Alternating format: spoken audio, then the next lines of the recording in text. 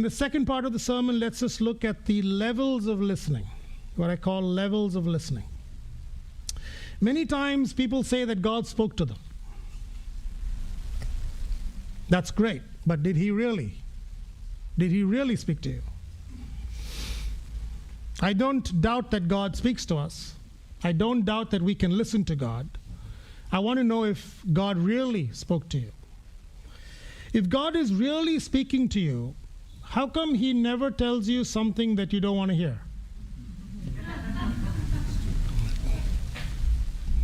Usually when we say God speaks to us, it's stuff that we want to hear. So I've made kind of two levels of listening. And first is what I call the comfortable voice. The comfortable voice. You're able to hear the comfortable voice. It's a favorable voice. You say yes, you want something, you say yes, and God says yes. You see, that's a comfortable voice. You can easily hear God's comfortable voice with your comfortable voice. So you want the house with the pool? God says yes. Great, you guys are on board. Or you want the house with the job where you can stay at home and sit in your pajamas? You say yes, God says yes, everything is great. Or you love the guy with the chiseled jaw and the oily hair? You say yes, God says yes, everything is great.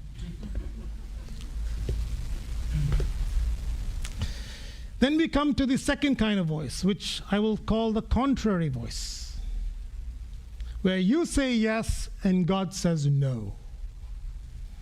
Oily hair, no.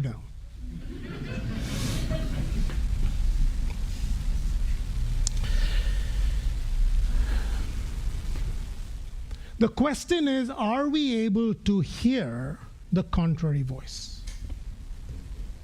Or is our comfortable voice drowning out God's contrary voice? Paul heard a contrary voice, right? He wanted to do evangelism. Right then, God said no, almost to his surprise. What? But he was able to listen to God saying no. His comfortable voice was not loud, so loud that he couldn't listen to God's contrary voice. You see, our voices in our heads, our desires are so loud that they drown out the voice of God. What is the difference between the two voices? The comfortable voice is favorable to the self, while usually the contrary voice is contrary to the self. When was the last time you heard God speaking to you in a contrary voice?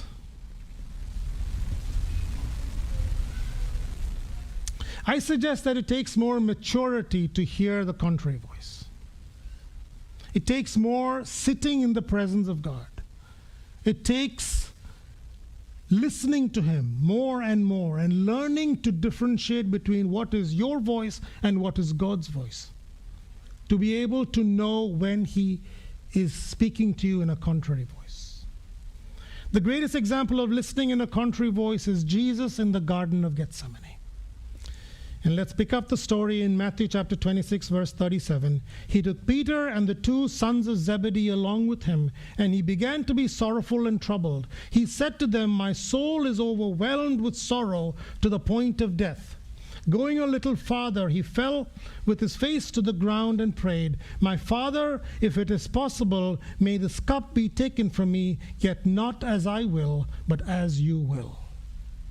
The comfortable voice of Jesus went in one direction, and the silence of God was the contrary voice that went in the other direction. The burden of carrying infinite sin was torture to the sinless soul of Jesus Christ.